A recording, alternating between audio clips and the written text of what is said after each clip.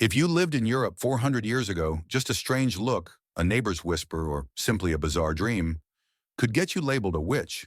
And once that word was spoken, there was almost no turning back. Imagine standing in the square of a small town.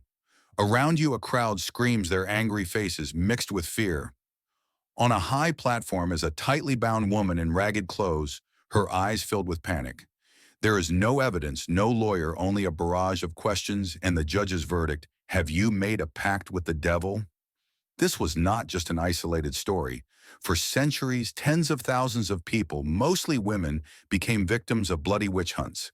They were accused of healing with herbs, of being widows, of being too poor, or sometimes simply because they talked too much.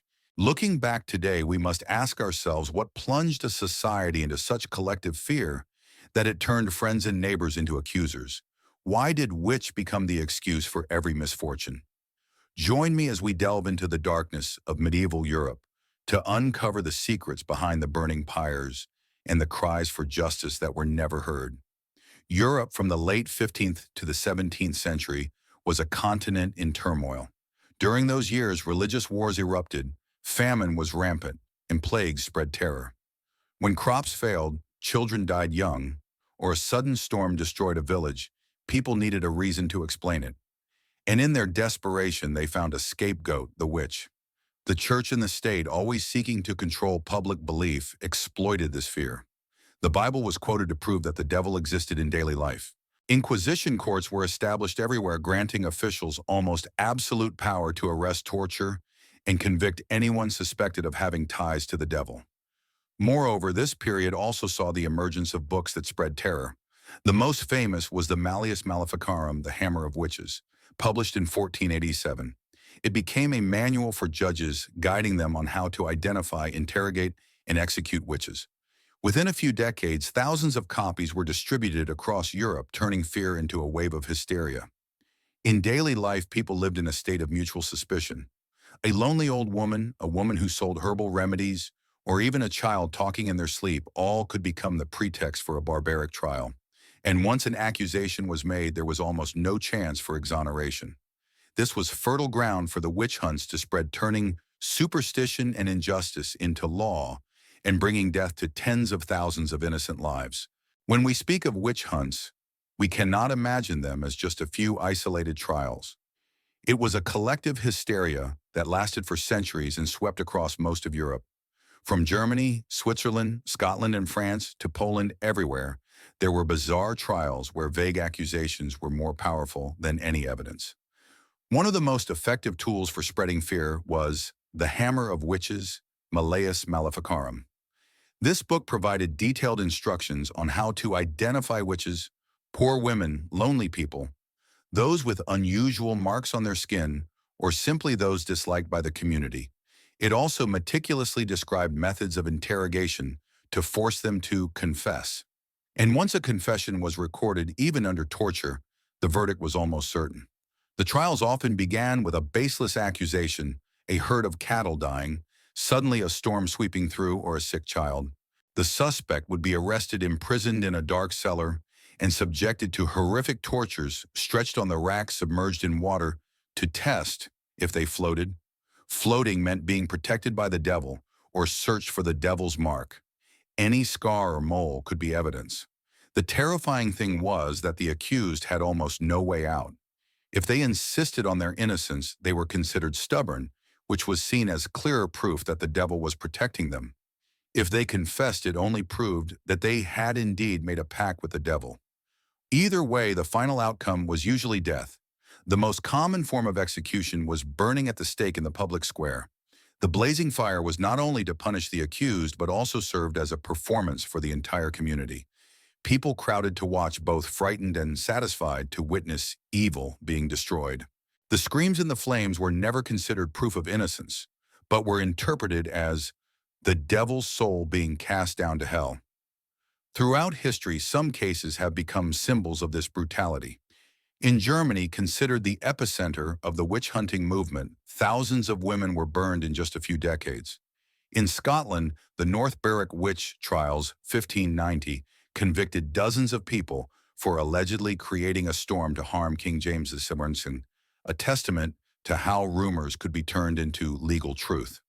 Notably, the victims often belonged to the same groups: elderly women, living alone, helpless widows, or women with knowledge of herbs and midwifery. Their poverty, vulnerability, and differences made them easy prey for communities in need of a scapegoat to explain their misfortunes. But this is only part of the story, because behind those burning pyres were deeper motives: power, politics, the church's control, and fear of women's growing independence in society. The witch hunts left a deep scar on European history. Tens of thousands of women were executed, and the actual number may be much higher, as not all records were kept. This was not just a personal tragedy, but a collective loss. Communities lost mothers, midwives, and folk healers, those who held valuable knowledge about childbirth, healing, and nurturing families. Society at that time seemed to be enveloped in collective fear. People looked at each other with suspicion, and a neighbor could turn into an accuser overnight. This undermined the social bonds that held villages and communities together. The fear of being implicated made people silent in the face of injustice, or worse, they contributed to the cycle of violence by accusing others to protect themselves. The witch trials also exposed political calculations. In many places, authorities exploited the panic to consolidate their power. Each public execution was a reminder that the church and the judges held power over both life and soul, which became a tool to suppress any opposition, any difference. But there were also dissenting voices, albeit faint. Some scholars and thinkers began to question, is it fair to convict a person based solely on rumors and skin blemishes? Gradually, as the Enlightenment spread and as science and reason began to replace superstition, people looked back and saw the witch hunts as a terrible stain on European civilization. A long-term consequence was the reinforcement of gender stereotypes. The image of an independent single woman who dared to speak her mind became associated with the devil, serving as a pretext to suppress them. Many researchers view the witch hunts as one of the clearest examples of a patriarchal society seeking to keep women in a subservient role. And today, although the burning pyres have long been extinguished, that memory still haunts us. It is not just a story of the past, but a warning: when people let fear and prejudice overpower reason, injustice can be legalized and thousands of innocent lives can be destroyed in an instant. Today, we no longer see women being burned at the stake in public squares, but have the witch hunts truly ended. In reality, they still exist. They have only changed form. Instead of accusing people of making pacts with the devil, modern society can use social media convictions, collective slander, or scorn for those who dare to be different. When a community falls into panic, when fear and prejudice are incited, it is very easy to turn an individual into a scapegoat. The history of witch hunts reminds us that silence and following the crowd can sometimes be more dangerous than the one holding the whip. It teaches us to be wary of new witch hunts, where justice is distorted and cries for help are swallowed by collective hysteria. The shadow of those executions still lingers, reminding us that any society, no matter how modern, can slide into injustice if people abandon reason. So what do you think? If you had lived in that era, would you have dared to stand up for someone accused of being a witch? And today in our world, are you brave enough not to be part of the accusing crowd? Thank you for watching. If this video gave you much to think about, please leave a comment, like, and subscribe to explore more historical mysteries together.